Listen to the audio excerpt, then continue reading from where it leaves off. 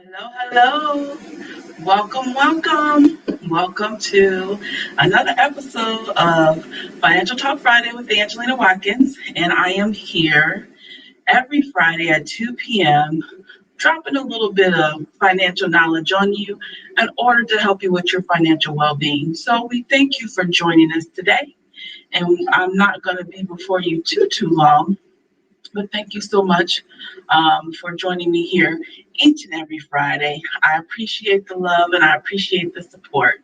And so, on today, we're going to talk about the 5 ways to control emotional spending. So, we're going to do something a little bit different today because, becoming the being, we're all about helping you with your well being. And if you saw the video earlier this week, we talked about those internal areas, which are those areas that only you can control. And one of those areas is financial. So, you have your spiritual, emotional, mental, physical, and financial.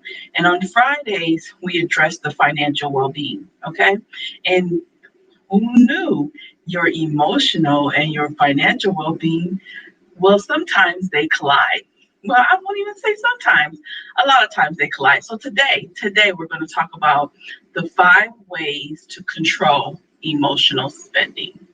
So we've all done it, right? Everybody's done it. We bought something we didn't need. We bought something we didn't even want. And it's only half your fault. You need to know that marketers and those people who set up the displays in the stores, they know how to play to our emotions, right? And so they know how to set things up and market things in a way that captures us through how we feel versus what we think. And so it's only half your fault. And you go in the store and they have certain things at eye level just to make sure you see it so that you'll buy it. I mean, that's the way it is. Amazon. Amazon plays to our emotions, right? Introducing the 2-day shipping through Prime. I mean, in today's society, we want everything right now. Gotta have it. Can't wait. It's taking too long. And Amazon introduced this 2-day shipping on a lot of stuff that we can buy, right?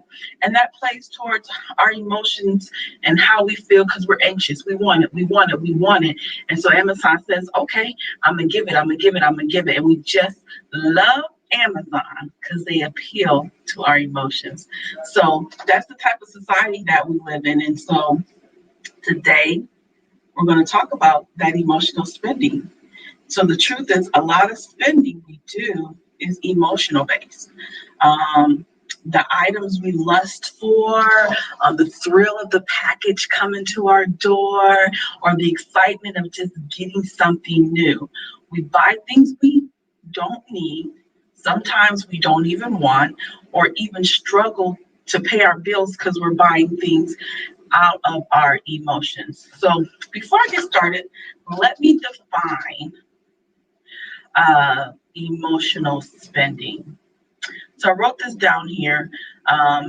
It is spending as a result of feeling stressed, bored, unappreciated, sad, people pleasing, feeling rejected, feeling insecure, and a whole other slew of emotions plays into what we buy, when we buy it, how much we're wanting to spend on it. Yep. You buy that expensive stuff because you like it and needed it, or you really overcompensating for not being liked or not being impressionable growing up, right?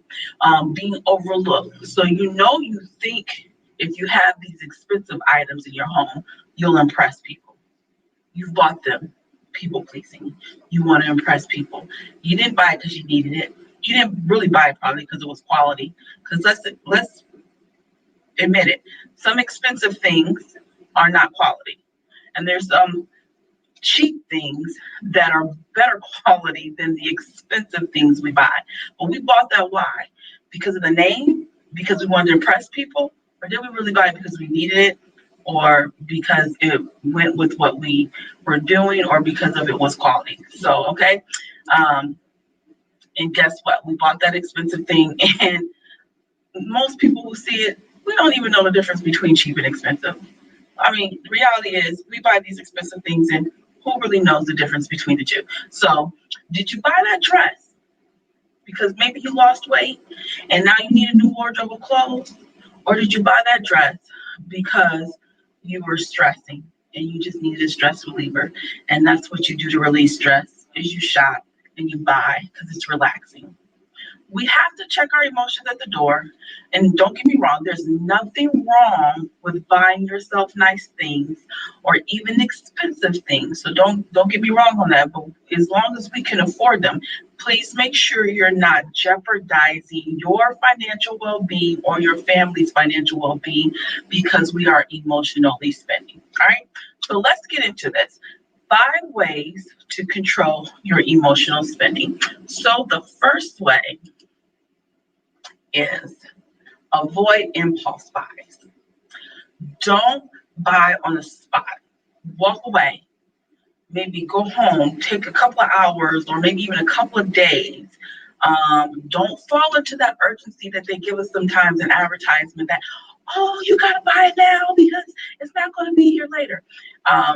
Yes, I've fallen for that. Okay. So let me give you an example where you see stuff online and they're like, for me, by paying for some coaching, for marketing coaching or something, and they're telling you, I'm giving you a deal. It's 75% off if you purchase before the end of this session or by the end of the day, and this will be. I haven't done this in a long time, and you feel that urgency that you got to buy it, you got to buy it, and then what happens? You buy it, and they're still offering that the next day, and then they're still offering that same price months later. So take your time. Don't do impulse buying. All right. So the second thing is divorce the ad man, right? Those ads, those catalogs that come in the mail, unsubscribe to the websites or the Facebook pages or the magazines, those things that are always telling you about what's on sale, this is the deal, and you feel like you got to get it. Oh my God, it's on sale. You don't even really need it, but it's on sale. Oh my God, it's a good deal. It's only $10. Yeah, but then this is $10 and this is $10 and that is $10.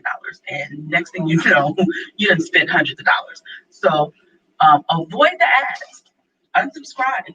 Just don't even have them. They come in the mail, throw it in the trash. I had to get to that point. Stuff come in the mail, and I just right there, boom, right in the cycle bin. I don't even bother sometimes to even open it up and look at it. All right. So the next one is know your weaknesses.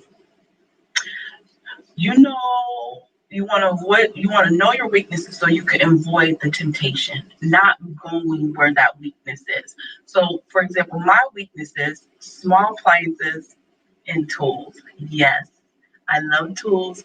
Yes, I like to go to Home Depot and Lowe's and Menards. Walking through there and seeing all that stuff, I don't know, it just does something to me. A little weird, yeah. I know it's a little weird, but it does. And small appliances, I love them all. George Foreman grill, griddles, uh, you name it, I like it. And I was good at watching infomercials. And those infomercials play to your emotions, and they play to my emotions, and they play to my mind. And late at night when I would have insomnia and I can't sleep and I'm vulnerable, what am I doing? I'm watching infomercials and buying small appliances and tools. So we've got to know what our weaknesses is. My weakness is small appliances. So I had to stop watching the infomercials because they would get me. So know what your weakness is and then try to avoid where that temptation will follow you. The fourth is prioritize your spending. I know we hear that all the time. Budget. Have a budget where you're accountable for where your money is going, what you're spending your money on, and then maybe reward yourself when you have reached the milestones in your budgeting and savings. And, so don't deprive yourself, but do what you're supposed to do the right thing, pay your bills, and then when you're doing great, then reward yourself for doing the right thing. And then lastly, the fifth one is find an alternative activity. find something else to do that to address those emotions. If you're stressed out, exercise. That's a good way. Or curl up to a good book, or get your blanket and your favorite snack and watch a movie. But find something else to do other than shopping. Something to take your mind off of. If you're bored, go spend some quality time with your family. Go out or sit and spend some time with your family doing family games, right? That doesn't cost anything. Spend some time with your kids, people. Talk to them. Have conversations. Do some fun stuff with them. Anything alternative other than that will take your mind off of the shopping. Okay? So those are the 5 things, that 5 ways in which you can control your spending. So again, avoid impulse buys, divorce the ad man, throw those ads away, know your weaknesses so you can avoid the temptation, prioritize your spending, and find an alternative activity. All right, so this has been another great episode of Financial Talk Friday. I thank you so much for joining me and tuning in.